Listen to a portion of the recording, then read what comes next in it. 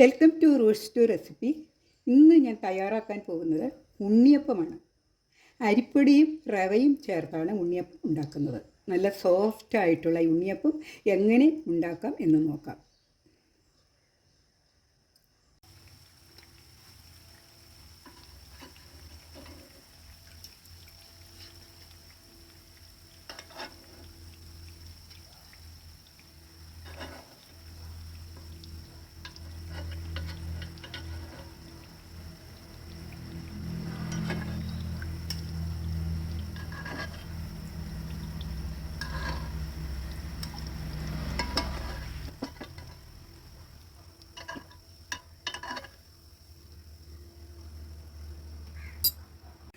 ഉണ്ണിയപ്പം ഉണ്ടാക്കാനായിട്ട് ഞാനിവിടെ എടുത്തിരിക്കുന്നത് 1/2 കിലോ അരിയാണ്. അത് കഴിയും അരി എടുത്ത് വെച്ചിട്ടുണ്ട്. ഇത് നന്നായിട്ട് നൈസായിട്ടൊന്ന് പൊടിച്ചെടുക്കണം. ഇനി വേണ്ടത് ശർക്കര ഉരുക്കിയെടുക്കണം. അതിനിവിടെ 1/2 കിലോ ശർക്കര എടുത്തിട്ടുണ്ട്. 1/2 കിലോ അരിക്ക് 1/2 കിലോ ശർക്കരയാണ് കണക്ക്. ഇതിലേക്ക് 2 ഗ്ലാസ് വെള്ളം ഒഴിച്ച് ഒന്ന് ഉരുക്കിയെടുക്കാം.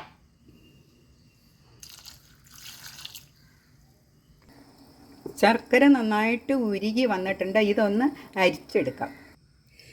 ഇനി ഞാൻ എടുത്തിരിക്കുന്നത് റവയാണ്. 1 ഗ്ലാസ് റവ. 1/2 കിലോ അരി എന്ന് പറയുന്നത് 3 ഗ്ലാസ് അരിയായിരുന്നു. അതിൽ 1 ഗ്ലാസ് റവ എടുക്കണം.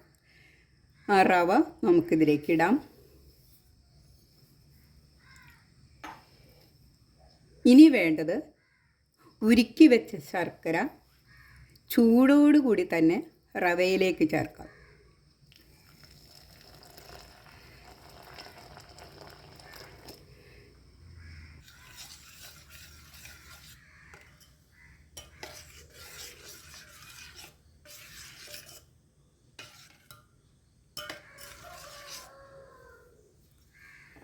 അല്പം കൂടി പാനി ഒഴിച്ചു കൊടുക്കാം.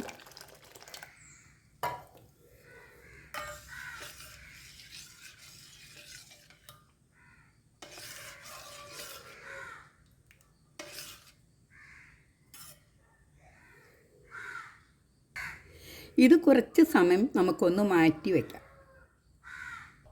അരി അങ്ങനെ നല്ല നൈസായിട്ട് നമ്മൾ പൊടിച്ചെടുത്തു കേട്ടോ. ഇനി വേണ്ടത് തേങ്ങയാണ്. ഞാനിവിടെ 1 മുറി തേങ്ങ എടുത്തിട്ടുണ്ട്. പരുപരുന്ന് ചുരണ്ടി എടുക്കണം തേങ്ങ.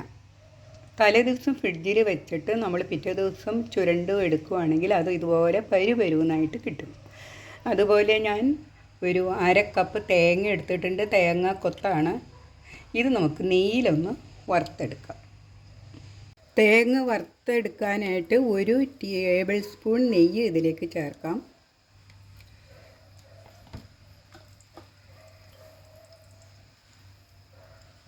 ഇനി ഇതിലേക്ക് തേങ്ങാക്കൊത്ത് ചേർക്കാം. ഒരു ഇളം ചുവപ്പാവുന്നത് വരെ ഒന്ന് വറുത്തെടുക്കാം.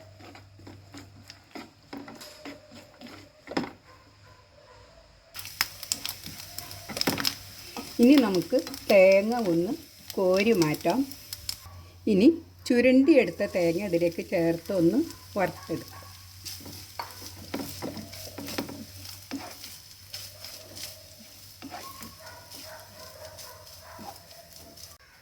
തേങ്ങ ഫ്രൈ ആയി വന്നിട്ടുണ്ട്.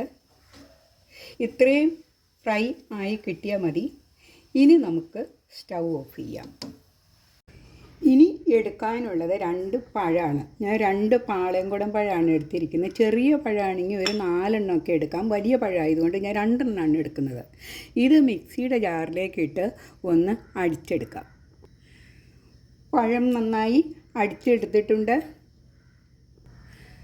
അടുത്തതായിട്ട് പൊടിച്ച് വെച്ച അരിപ്പൊടി ഉണ്ടല്ലോ, നമ്മൾ നേരിയ പൊടിയായിട്ട് പൊടിച്ച് വെച്ച അരിപ്പൊടിയിലേക്ക് റവ, നമ്മൾ ശർക്കര പാനിയിൽ ചേർത്ത റവ ചൂടാറിക്കഴിഞ്ഞപ്പോൾ നമുക്ക് അത് ഇതിലേക്ക് ചേർക്കാം.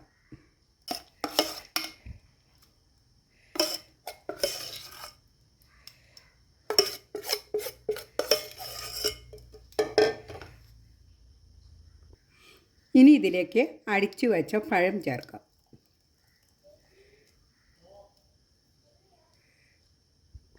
ഇനി ചേർക്കാനുള്ളത് തേങ്ങ, നെയ്യിൽ വറുത്തെടുത്ത തേങ്ങാക്കൊത്തും തേങ്ങയും കൂടി നമുക്കിതിലേക്ക് ചേർക്കാം.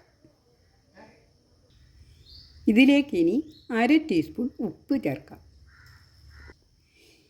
ഇനി ചേർക്കാനുള്ളത് ശർക്കര പാനിയാണ്. നമ്മൾ ആദ്യം റവയിൽ ചേർത്ത ശർക്കര പാനിയുടെ ബാക്കി ശർക്കര പാനി നമുക്കിതിലേക്ക് ഒഴിച്ചു കൊടുക്കാം.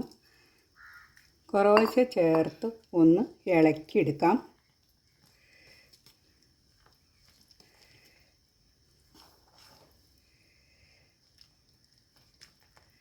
കുറച്ച് ചേർത്ത് ഇളക്കിയെടുക്കണം, അല്ലെങ്കിൽ പൊടി കട്ട പിടിച്ച് പോകും.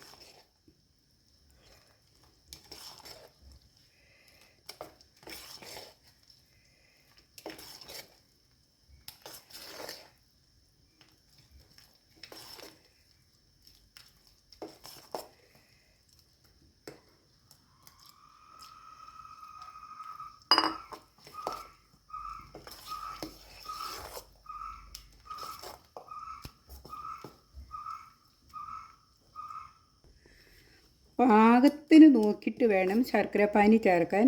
ഇതാണ് അതിൻ്റെ പാകം.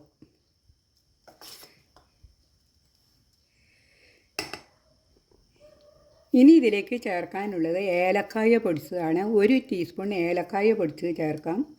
അതുപോലെ തന്നെ 1 ടീസ്പൂൺ ജീരകം പൊടിച്ചതും കൂടി ചേർക്കാം. നന്നായിട്ടൊന്ന് ഇളക്കി യോജിപ്പിക്കാം.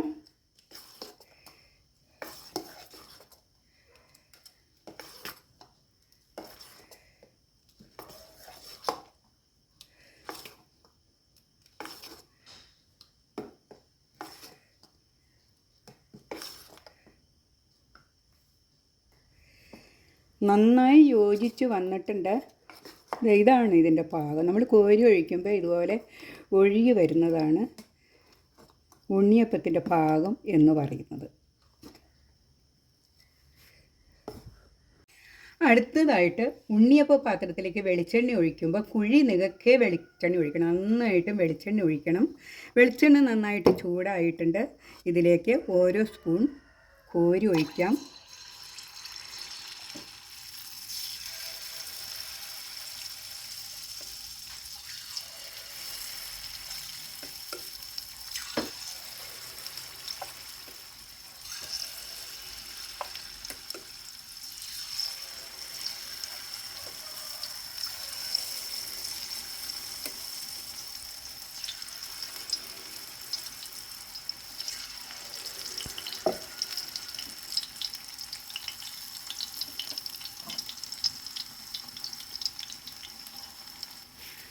ഒരു വശം ആയിട്ടുണ്ട്. നമുക്കൊന്ന് മറിച്ചിടാം.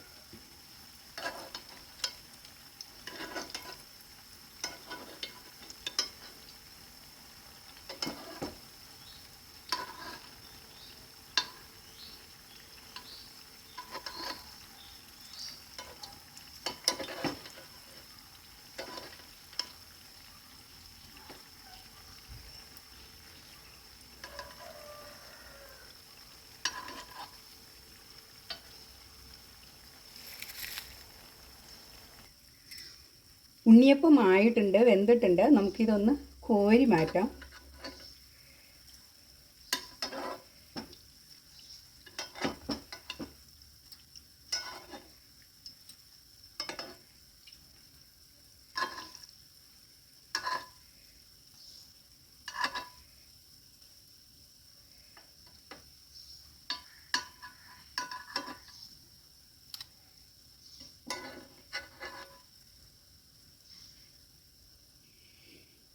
ഇനി നമുക്ക് എല്ലാം അങ്ങനെ ഒന്ന് ഫ്രൈ ചെയ്തെടുക്കാം.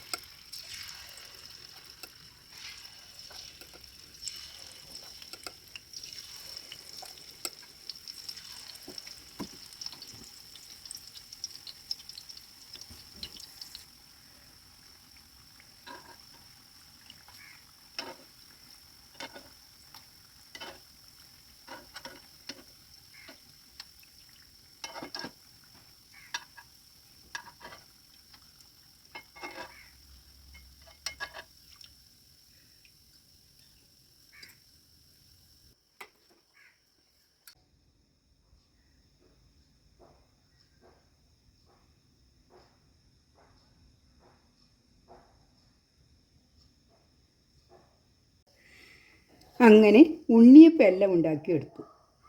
ഈ ഉണ്ണിയപ്പം നല്ല സോഫ്റ്റായിട്ടുള്ള ഉണ്ണിയപ്പമാണ്. നമുക്കൊന്നത് പൊളിച്ച് നോക്കുമ്പോൾ തന്നെ അറിയാം, കൈകൊണ്ട് തന്നെ പൊളിക്കുമ്പോൾ കണ്ടോ നല്ല സോഫ്റ്റാണ് നമ്മുടെ ഉണ്ണിയപ്പം. എല്ലാവരും ഇതൊന്ന് ഉണ്ടാക്കി നോക്കുക. ഈ ഉണ്ണിയപ്പത്തിൻ്റെ റെസിപ്പി ഇഷ്ടപ്പെട്ടെങ്കിൽ കമൻറ്റ്സ് ചെയ്യുക. അതുപോലെ തന്നെ ലൈക്ക് ചെയ്യുക, ഷെയർ ചെയ്യുക. സബ്സ്ക്രൈബ് ചെയ്യാത്തവരാണെങ്കിൽ ഒന്ന് സബ്സ്ക്രൈബ് ചെയ്യുക. അടുത്ത വീഡിയോയുമായിട്ട് നമുക്ക് വീണ്ടും കാണാം.